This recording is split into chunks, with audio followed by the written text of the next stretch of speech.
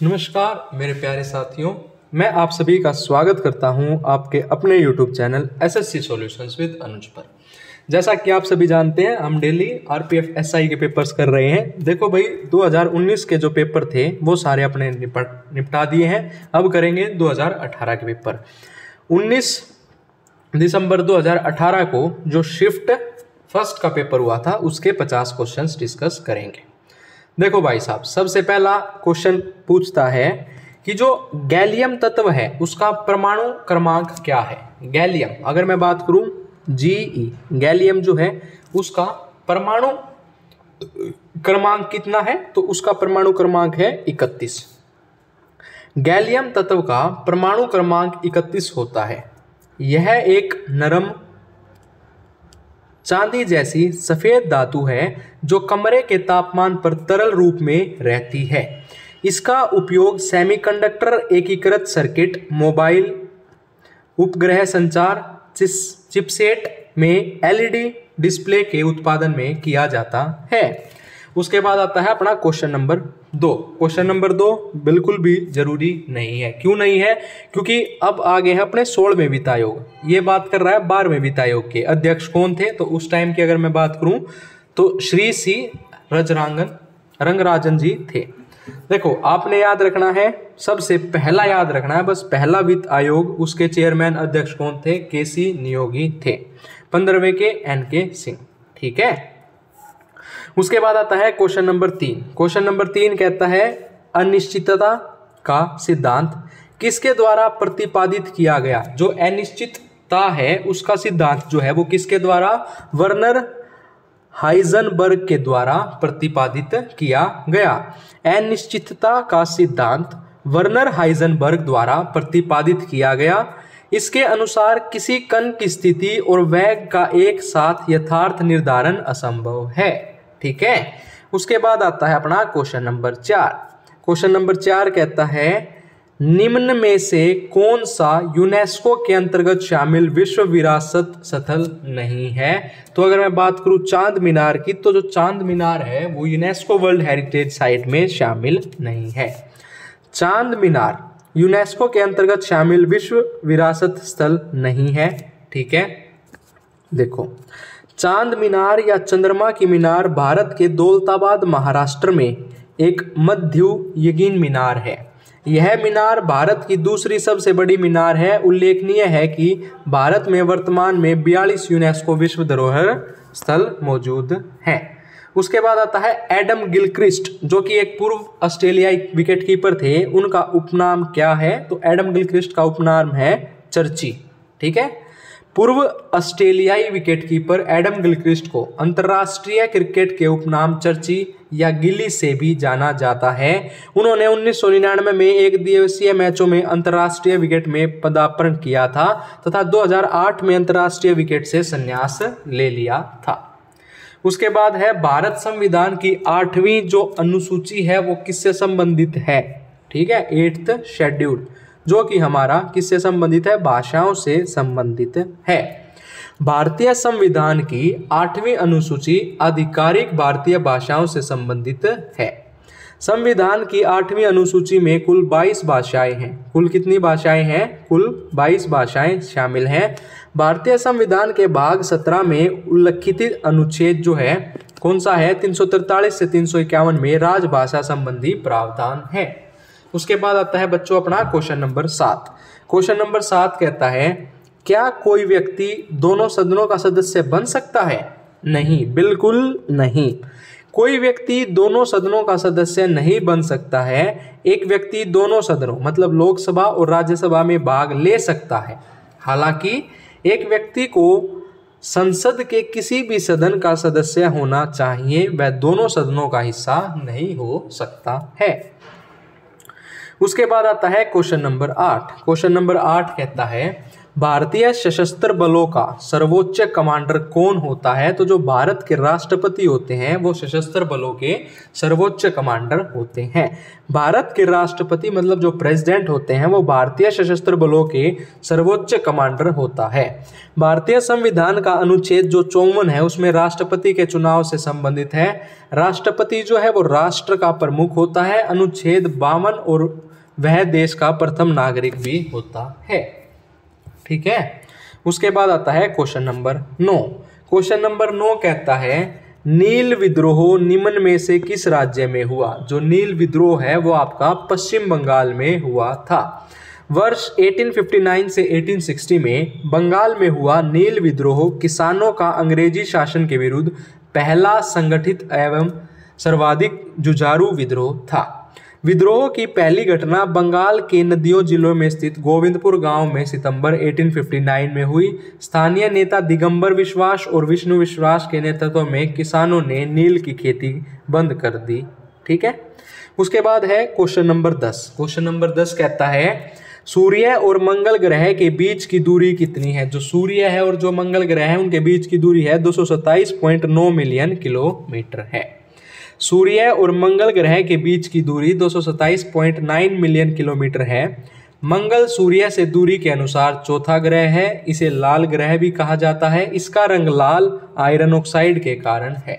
बहुत सारे important point है, आपने याद रखना है। ठीक है, क्वेश्चन नंबर 11 कहता है भारत का राष्ट्रपति अपना इस्तीफा किसको संबोधित करके हुए देता है? तो भारत का राष्ट्रपति उपराष्ट्रपति को देता है और उपराष्ट्रपति राष्ट्रपति को देता है।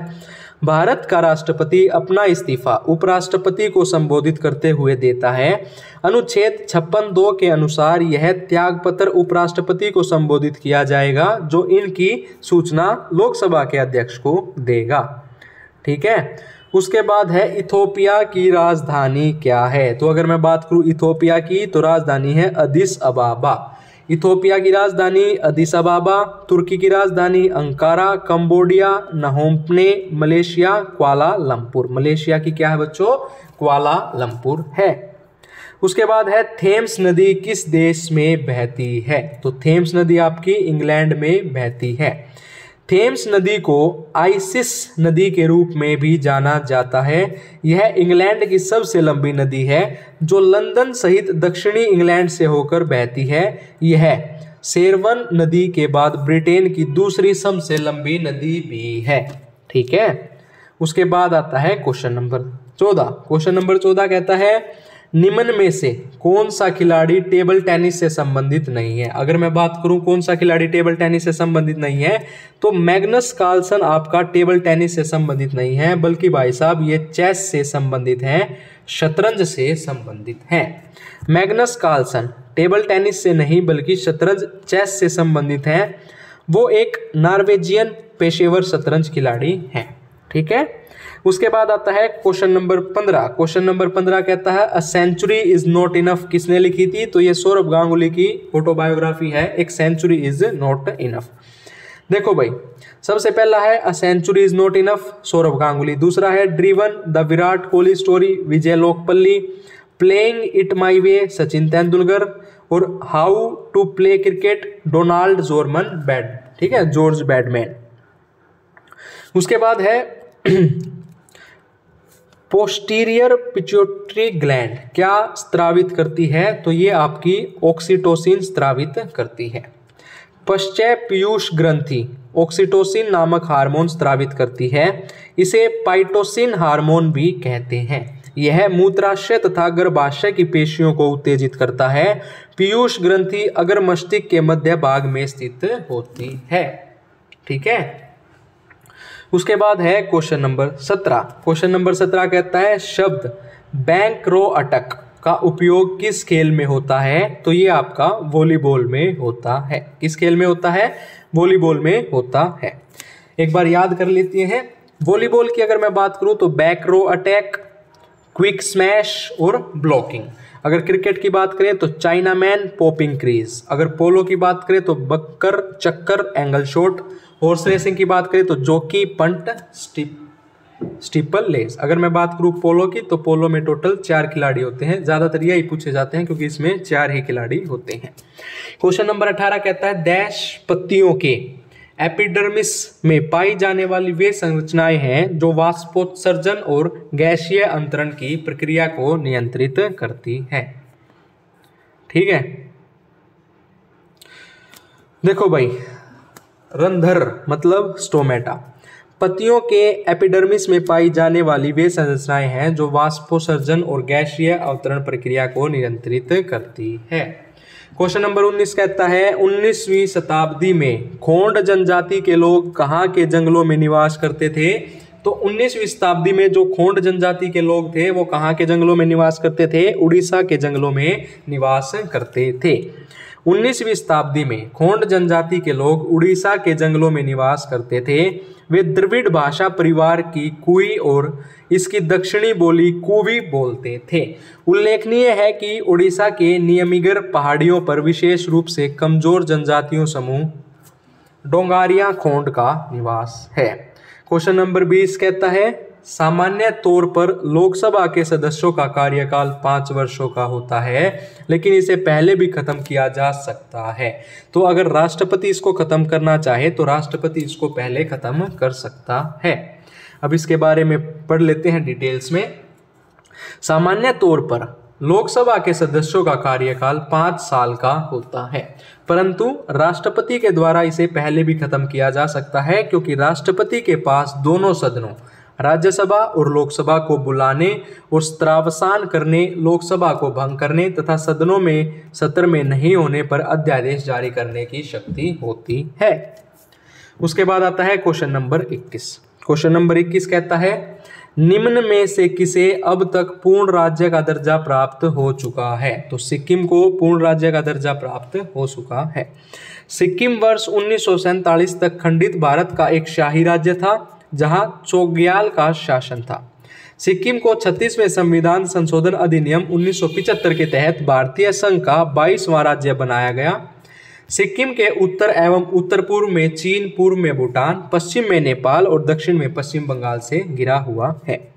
अगर मैं बात करूं क्वेश्चन नंबर 22 की, तो क्वेश्चन नंबर 22 कहता है आधुनिक जीवाणु विज्ञान के जनक कौन है? अगर हम बात करें आधुनिक जीवाणु विज्ञान तो उनके जनक हैं रॉबर्ट कोच। कौन है बच्चों? रॉबर्ट कोच हैं। ठीक है, उसके बाद आता है ऑक्जेलिक अम्ल का IUPAC नाम क्या होता है? तो उसका होता है एथिनोइक अम्ल। क्या होता है? एथिनोडियोइक अम्ल। ऑक्जेलिक अम्ल का IUPAC नाम एथेनोडियोइक अम्ल होता है। यह पोटाशियम और कैल्शियम लवण के रूप में बहुत से पौधों में पाया जाता है। रासायनिक सूत्र होता है बच्चों C2H2O4। इस एसिड का उपयोग मुख्य रूप से सफाई कार्यों के लिए किया जाता है। इसमें ब्लीच जैसे गुण होते हैं।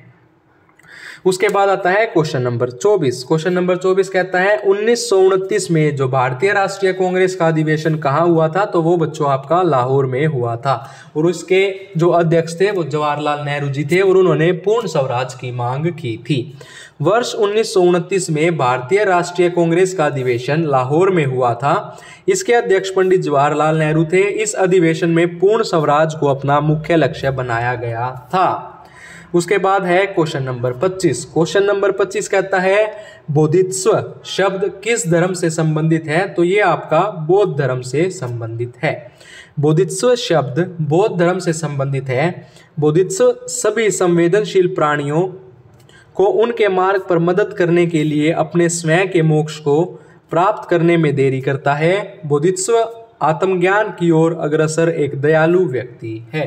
ठीक है, उसके बाद आता है क्वेश्चन नंबर 26। क्वेश्चन नंबर 26 कहता है टोंगा की खाई जो ट्रेंच किस महासागर में स्थित है? अगर मैं बात करूं टोंगा की खाई तो वो आपकी प्रशांत महासागर में स्थित है। टोंगा की खाई जिसको हम ट्रेंच भी बोलते हैं वो प्रशांत महासागर में स्थित है। यह खाई समुद्र तल से लगभग 10.882 मीटर नीचे है। महासागरीय खाइयां समुद्र तल पर लंबी संक्रिय घाटियां हैं। उसके बाद है क्वेश्चन नंबर 27। क्वेश्चन नंबर 27 कहता है जो एसिटिक अम्ल है CH3COOH का आयनीकरण नियतांक कितना है? तो उसका है 1.74 × 10⁻⁵। एसिटिक अम्ल CH3COOH का आयनीकरण नियंत्रक 1.74 × 10⁻⁵ है। एसिटिक अम्ल एक कार्बनिक यौगिक है जो कार्बोक्सिलिक अम्ल नामक अम्ल के समूह से संबंधित है। यह एक कमजोर एसिड है क्योंकि यह तनु जलीय घोल में हाइड्रोजन H पॉजिटिव और एसीटेट CH3COO नेगेटिव आयनों में पूरी तरह से अलग नहीं होता है। उसके बाद हम बात करते हैं क्वेश्चन नंबर 28 की। क्वेश्चन नंबर 28 कहता है काकरापार नाभिकीय ऊर्जा संयंत्र किस राज्य में स्थित है। अगर मैं बात करूं काकरापार की तो ये आपका गुजरात में स्थित है। काकरापार परमाणु ऊर्जा संयंत्र गुजरात के तापी जिले में स्थित है। इस संयंत्र की पहली 2 इकाइयां कनेडियन तकनीकी पर आधारित हैं, जबकि इसकी तीसरी इकाई पूर्ण रूप से स्वदेशी तकनीकी पर आधारित है। इस नाभिकीय ऊर्जा संयंत्र की कुल क्षमता 700 मेगावाट है। उसके बाद है बच्चों क्वेश्चन नंबर 29। क्वेश्चन नंबर 29 कहता है संवेग ज्ञात करने का सूत्र क्या होता है। तो संवेग ज्ञात करने का सूत्र होता है द्रव्यमान इंटू वेग। किसी वस्तु के द्रव्यमान व वेग के गुणनफल को उस वस्तु का संवेग कहते हैं, अर्थात संवेग इज इक्वल टू द्रव्यमान इंटू वेग। गौरतलब है कि संवेग यह सदिश राशि है, इसकी SI unit kilogram into metre per second होती है। क्वेश्चन नंबर 30 कहता है निम्न में से कौन सा देश भारत के साथ सीमा साझा नहीं करता है। तो आप सभी को पता है भारत के साथ कौन कौन से देश हैं, टोटल 7 देश हैं। बचपन में MBA किया। भारत की स्थलीय सीमा 7 देशों से मिलती है जो इस प्रकार हैं। क्या याद करा है बचपन में MBA किया। बचपन ब से बांग्लादेश, च से चीन, प से पाकिस्तान, न से नेपाल। बचपन में म्यांमार, भूटान, अफगानिस्तान। ठीक है। उसके बाद है RTGS का जो पूर्ण रूप है वो क्या है, real time gross settlement. Hindi में अगर बात करें तो हिंदी में भी सेम रहेगा भाई, real time gross settlement RTGS का वो है। यह एक ऐसा सिस्टम है जिससे ऑनलाइन पैसे ट्रांसफर किए जा सकते हैं। उसके बाद आता है क्वेश्चन नंबर 32। क्वेश्चन नंबर 32 कहता है बच्चों लोकसभा में निम्न में से किस राज्य के प्रतिनिधियों की संख्या सर्वाधिक है। तो अगर हम बात करें उत्तर प्रदेश की तो उत्तर प्रदेश में सर्वाधिक है। उसके बाद देख लेते हैं उत्तर प्रदेश में कितनी है बच्चों, 80, महाराष्ट्र में 48, पश्चिम बंगाल 42, बिहार 40, तमिलनाडु 39 और मध्य प्रदेश 29। ठीक है। उसके बाद आता है क्वेश्चन नंबर 33। क्वेश्चन नंबर 33 कहता है the archaeology of ancient India cities किसने लिखी थी, दिलीप कुमार चक्रवर्ती ने लिखी थी। ठीक है, देख लेते हैं। The archaeology of ancient India cities Dilip Kumar Chakrabarti, clash of the vanguards Rajkalani, Akbarnama Abul Fazal और clinical methods in orthopaedics Upendra Kumar. ठीक है। उसके बाद आता है हमारा क्वेश्चन नंबर 34। क्वेश्चन नंबर 34 कहता है खजुराहो में पाया गया प्रसिद्ध लक्ष्मण मंदिर किसके द्वारा बनवाया गया। जो खजुराहो में पाया गया था प्रसिद्ध लक्ष्मण मंदिर किसके द्वारा बनवाया गया, वो बनवाया गया चंदेलों द्वारा। विष्णु को समर्पित खजुराहो का लक्ष्मण मंदिर 984 में चंदेल राजा यशोवर्मन द्वारा बनवाया गया था। यह नगर शैली में निर्मित एक मंदिर है जो एक ऊंचे चबूतरे पर स्थित है। उल्लेखनीय है कि खजुराहो के मंदिर अपनी व्यापक कामुक मूर्तियों के लिए भी जाने जाते हैं। उसके बाद है खेड़ा सत्याग्रह कहाँ हुआ था, सभी को पता है गुजरात में हुआ था। देख लेते हैं अब खेड़ा सत्याग्रह के बारे में। खेड़ा सत्याग्रह वर्ष 1918 में गुजरात के खेड़ा जिले में मुख्य रूप से सरकार के खिलाफ शुरू किया गया था। इसमें गुजरात के खेड़ा जिले के किसानों ने फसलों के खराब होने के कारण कर माफी की मांग की थी। यह सत्याग्रह जून 1918 तक चला। अंततः सरकार ने किसानों की मांगों को भी मान लिया। असम की राजधानी दिसपुर, ठीक है, सभी को पता है। बिहार की राजधानी पटना, असम की दिसपुर, झारखंड रांची, अरुणाचल प्रदेश ईटानगर, छत्तीसगढ़ रायपुर। ठीक है बच्चों। उसके बाद आता है क्वेश्चन नंबर 37। युवा ओलंपिक खेल 2018 का आयोजन किस शहर में हुआ था। तो ये आपका ब्यूनस आयर्स में हुआ था। 2018 की बात है, नहीं पूछेगा दोबारा। उसके बाद है क्वेश्चन नंबर 38। भारतीय वन्यजीव संरक्षण अधिनियम कब लागू हुआ? अगर मैं बात करूं भारतीय वन्यजीव संरक्षण अधिनियम, तो ये कब लागू हुआ था? 1972 में लागू हुआ था। भारतीय वन्यजीव संरक्षण अधिनियम वर्ष 1972 में लागू हुआ। सरकार ने वन्यजीव संरक्षण अधिनियम 1972 को देश के वन्यजीवों को सुरक्षा प्रदान करने एवं अवैध शिकार, तस्करी और अवैध व्यापार को नियंत्रित करने के उद्देश्य से लागू किया था। इस अधिनियम का संशोधन जनवरी 2003 में किया गया था। उसके बाद आता है क्वेश्चन नंबर 39। क्वेश्चन नंबर 39 कहता है निम्न में से कौन सी एक दुर्लभ मुद्रा नहीं है? अगर मैं बात करूं कुवैती दिनार की, तो ये एक दुर्लभ मुद्रा नहीं है। कुवैती दिनार दुर्लभ मुद्रा मतलब हार्ड करेंसी नहीं है। अमेरिकी डॉलर, जापानी yen, euro, British pound sterling, Swiss franc, Canadian dollar और ऑस्ट्रेलियन डॉलर दुनिया की दुर्लभ मुद्राएं हैं। वह अंतर्राष्ट्रीय मुद्रा जिसमें सबसे अधिक विश्वास दिखाया जाता है और प्रत्येक अर्थव्यवस्था को इसकी आवश्यकता होती है, दुर्लभ मुद्रा कहलाती है। उसके बाद है कैलोटाइप सोसाइटी या जो फोटोग्राफिक क्लब है उसकी स्थापना कब हुई थी? 1847 एडी में हुई थी। ठीक है। उसके बाद है क्वेश्चन नंबर 41। क्वेश्चन नंबर 41 कहता है भारतीय संसद का कौन सा सदन अधिक शक्तिशाली है? तो जैसा कि आप सभी जानते हैं, जो भारतीय संसद है का लोकसभा लोगों का सदन अधिक शक्तिशाली है। गौरतलब है कि भारतीय संविधान के अनुसार भारत की संसद के 3 अंग होते हैं। पहला आपका राष्ट्रपति, फिर लोकसभा, फिर राज्यसभा। हालांकि राष्ट्रपति संसद के किसी भी सदन का सदस्य नहीं होता है और न ही वह संसद में बैठता है, लेकिन राष्ट्रपति संसद का अभिन्न अंग है। लोकसभा समग्र रूप से भारत के लोगों का प्रतिनिधित्व करती है और राज्यसभा उच्च सदन द्वितीय सदन है। यह भारतीय संघ के राज्यों और केंद्र शासित जो प्रदेश है उनका प्रतिनिधित्व करता है। ईसीजीसी का मुख्यालय कहाँ है? ईसीजीसी का मतलब क्या होता है? Export credit guarantee corporation of India. ECGC इसका मुख्यालय आपका मुंबई में स्थित है।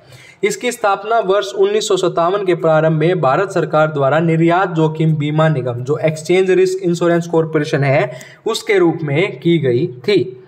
उसके बाद आता है क्वेश्चन नंबर 43। क्वेश्चन नंबर 43 कहता है भारत के सर्वोच्च न्यायालय की स्थापना किस वर्ष में हुई थी? तो जो भारत का सुप्रीम कोर्ट है, जो सर्वोच्च न्यायालय है, उसकी स्थापना आपकी 1950 में की गई थी। भारत के सर्वोच्च न्यायालय की स्थापना 26 जनवरी 1950 को हुई। भारतीय संविधान में भाग 5 संघ एवं अध्याय 6 संघ न्यायपालिका के तहत सर्वोच्च न्यायालय का प्रावधान किया गया है। संविधान के भाग 5 के अनुच्छेद 124 से 147 तक सर्वोच्च न्यायालय के संगठन, उसकी स्वतंत्रता, उसके अधिकार क्षेत्र, उसकी शक्तियां एवं प्रतिक्रियाएं से संबंधित है। उसके बाद आता है क्वेश्चन नंबर 44। क्वेश्चन नंबर 44 कहता है ड्रेनेड एरिया नदियों द्वारा निर्मित द्रोणियां क्या कहलाते हैं? तो क्या कहलाते हैं? बेसिन कहलाते हैं। इसके बारे में पढ़ लेते हैं। नदियों द्वारा, जो नदियां हैं उनके द्वारा निर्मित द्रोणियां बेसिन कहलाती हैं। एक नदी एवं उसकी सहायक नदियों द्वारा अपवाहित क्षेत्र को अपवाह द्रोणी या ड्रेनेज बेसिन कहते हैं।